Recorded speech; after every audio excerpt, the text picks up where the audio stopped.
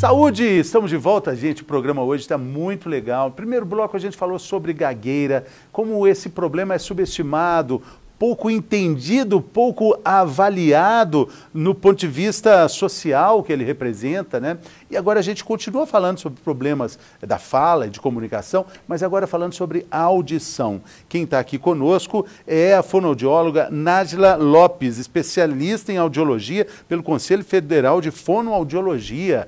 Bem-vinda, Nájila. Tudo bem? Obrigada, tudo bem com você? Ah, tudo ótimo. Melhor agora que estamos batendo esse papo aqui, já estávamos conversando antes, né? Falando sobre isso. Primeira coisa que eu quis saber, a forma politicamente correta de falar sobre a deficiência auditiva. É o surdo, a gente pode falar isso? Sim, a gente pode falar na surdez e a gente fala também, na verdade, nos níveis de perda auditiva, né? Então, essa perda auditiva, ela pode ser leve, pode ser moderada, pode ser severa, profunda. Então, a gente precisa avaliar o paciente para ver qual que é o nível da perda auditiva que ele tem. A gente vai perdendo a audição ao longo dos anos? A gente vai perdendo a audição ao longo das primaveras? Sim, com o passar dos anos é bem comum, né, que a gente vai perdendo a audição um pouco e a partir dos 60 anos é quando a gente começa realmente a ver que pode estar existindo o que a gente chama de presbiacusia, que é a perda auditiva pela idade. A gente estava falando de uma amiga em comum, a doutora Tani Sanches, lá de São Paulo, e ela é uma entusiasta do assunto, né? Ela é uma grande referência. Fala muito sobre zumbido, né? E quando eu converso com ela, eu fico sempre espantado de saber, assim, a questão da saúde auditiva está muito ligada com nossos hábitos, né? Com a nossa alimentação também, né? O açúcar. Sim, a gente tem, na verdade, influência de vários aspectos na audição, né? Hoje, um dos hábitos que preocupa muito a gente é a questão do uso do fone de ouvido, né? Que ele é um hábito, assim, que realmente é muito prejudicial e leva a uma perda auditiva, às vezes sem a gente perceber, né? Hoje, os jovens, principalmente, têm utilizado muito fone de ouvido numa intensidade, num volume além do permitido, né? E a estimativa é de muitas pessoas assim, realmente adquirirem a perda por conta de hábitos, mas a gente tem também a questão alimentar, né? Que está relacionado também com a questão do zumbido, né? Que é algo que a gente estava também conversando aqui agora, né? Então tem influência sim. Agora, você falou o fone, né? O volume, qual é o consenso? Não dá para a gente falar de decibéis, porque é muito difícil classificar isso, né? Sim. Como é que a gente entende esse meio termo aí? Então, não é que a gente não pode utilizar o fone, a gente pode utilizar, mas numa intensidade baixa, relativamente baixa. Então, assim, a gente não consegue quantificar na prática quantos decibéis está saindo naquele fone, né? A não ser que a gente possa medir. Mas o que a gente orienta sempre coloque o fone numa intensidade da metade do máximo para baixo. Então, exemplo, se no seu computador o volume máximo dele vai até o 100, escuta dos 50 para baixo, né? Que aí, pelo menor tempo possível, claro, né? Porque o tempo também é um fator perigoso. Assim, deve ser um volume que dê para a gente dar bom dia para as pessoas, né? Bom dia, boa tarde, boa noite, né? Eu acho que se não está escutando bom dia, ei, já está errado, né? Já mas tá se alto, não estiver né? escutando bom dia, o indicado é uma avaliação auditiva. Não, estou falando com fone de ouvido, sim, claro. O volume do fone. Você passa, as pessoas falam com você não ouve ninguém? Não. Né? Normalmente, quando a gente vai falar com fone, a gente fala mais alto também, né? Sim. E hoje, né, todo mundo usa um fone de ouvido. A grande maioria das pessoas. Às vezes a gente fica muito preocupado porque, não sei se já aconteceu com você, de passar na rua e aí a pessoa está com fone e você conseguir até ouvir o que essa pessoa está ouvindo, né? De tão alto que está o volume do fone, né? Agora, com relação a essa saúde, aí você disse, olha, você não ouviu bem, tem também esse limite, assim, quando chega uma idade, qual a idade a gente começa, de fato, a preocupar com isso, que seria interessante fazer aquele exame, né, que você entra na cabinezinha, né? Sim. E aí você fala, quer trocar uma bicicleta por R$1 milhão por uma bala? Não!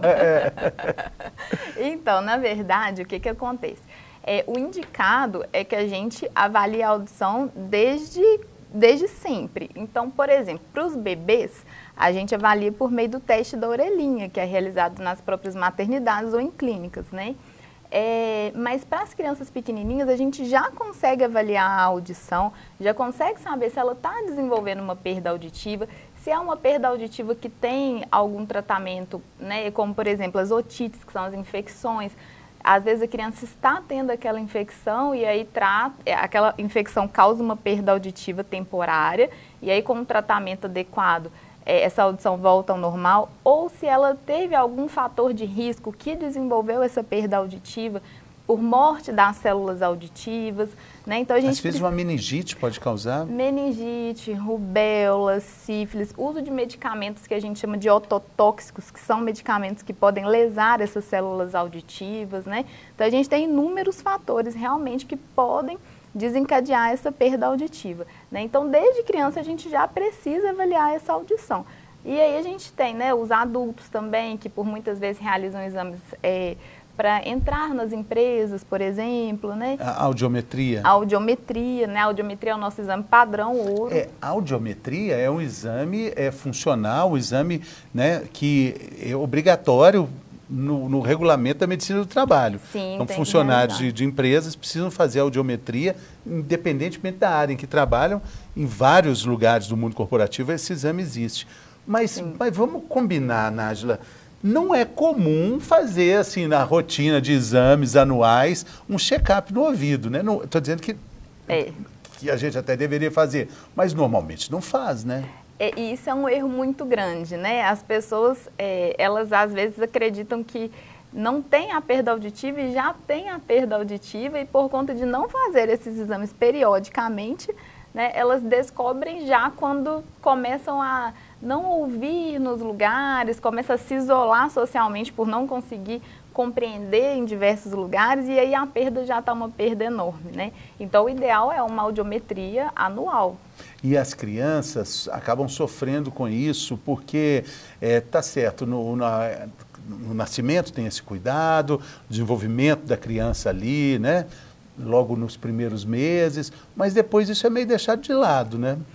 E aí também é um outro erro. Criança em fase escolar, por exemplo, na fase escolar, a criança está aprendendo. A audição é uma via de entrada da informação, né? Então, se aquela criança está sendo exposta à informação auditiva, o professor dando conteúdo e ela tem uma perda auditiva, ou ela não vai aprender ou ela vai aprender de forma errada, ela pode distorcer aquilo que foi falado por não conseguir entender adequadamente devido à perda auditiva. Quais são os sinais que a gente precisa prestar atenção? Vamos falar primeiro das crianças, mas também dos adultos, que essa perda auditiva ela está se mostrando presente. O que é um ponto de atenção? O que é um sinal de alerta? Tá, para as crianças, quando a criança coloca muito a mãozinha no ouvido, a gente já pode desconfiar. Quando ela começa a ouvir a televisão no volume muito alto, o rádio no volume muito alto, quando ela fica repetindo o tempo inteiro, pedindo para que seja repetido o conteúdo que foi dito, né? Quando ela tem uma dificuldade também de compreender quando tem outras pessoas falando e ela não consegue entender adequadamente, né? Nas crianças a gente costuma ver essas queixas, tá? Nos adultos, a queixa principal que a gente costuma perceber é a questão de conseguir entender em ambientes com outros sons competitivos, né? Então, por exemplo, bares, restaurantes, quando tem outras pessoas falando ao mesmo tempo. E o zumbido também. O zumbido é um fator também que quando, né, pode ser um fator que esteja dizendo para a gente que está tendo um problema auditivo naquele paciente, ele pode não estar sabendo. O zumbido, ele é uma causa de desconforto que afeta muitas pessoas, né? No mundo inteiro, né? No mundo inteiro. E a causa tem diversas razões, né? Temos diversas causas, né? O zumbido, ele é um sintoma, ele não é uma doença. Que pode levar também a surdez total? O zumbido é um ponto de atenção para a surdez? Ele é um ponto de atenção, sim, mas ele pode ser desencadeado por conta de uma perda auditiva, mas ele não desencadeia uma perda auditiva, não, né? Mas ele é um indício. Então, por muitas vezes o paciente descobre que ele tem a perda auditiva por conta do zumbido, né? O zumbido pode ser o primeiro sintoma para esse indivíduo. É uma febre, é como se fosse uma febre. É mais ou menos isso, né? O zumbido ele é como se fosse o primeiro sinal de alerta do nosso corpo de que algum desequilíbrio está acontecendo, né? E aquelas famosas otites, essas inflamações que doem tanto como dói uma dor de ouvido, né? Elas também podem caminhar para perdas auditivas? Sim, a otite, enquanto ela está sintomática, né, como você está dizendo para a gente, pode doer e tudo, ótimo, porque aí a gente consegue saber que tem uma dor, uma inflamação, né? O que preocupa mais são as otites que não têm nenhum sintoma e que são muito comuns, né? Então, essas otites estão lá instaladas, mas o paciente não tem febre, não tem nenhum corrimento, né, no ouvido, não tem dor, não tem nada, e só vai descobrir, assim, por acaso, porque precisou fazer um exame auditivo. Também temos esses casos de otite. E aí elas causam geralmente uma perda temporária, porque quando trata, aí a audição volta ao normal. Interessante, eu nunca esqueço, a doutora Tani esteve aqui conosco em Belo Horizonte durante o Bem-Estar Global que a gente fez ali na Santa Lúcia, na barragem de Santa Lúcia. E foi muito interessante que ela atendeu um senhor que estava com, parecia 3 anos, 2 anos, 3, sem ouvir, com um zumbido terrível. Ele estava completamente desesperado, a família o levou até lá, a doutora Tani olhou, tirou uma formiga de dentro do ouvido dele.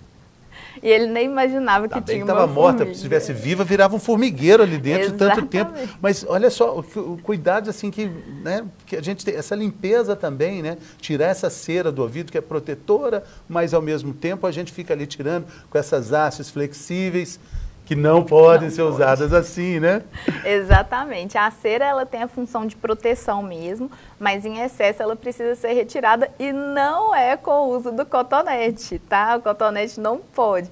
Então, quando o paciente tem cera no ouvido, a gente encaminha esse paciente para o otorrinolaringologista para que seja removida essa cera da forma certa. Sempre tem uma grande curiosidade. Se não dá para usar essa haste flexível com a pontinha de algodão no ouvido, o que a gente vai fazer com isso? Tirar a maquiagem. É para isso que ela serve. Jura? Não, sério mesmo? É a função dela, porque para o ouvido não serve.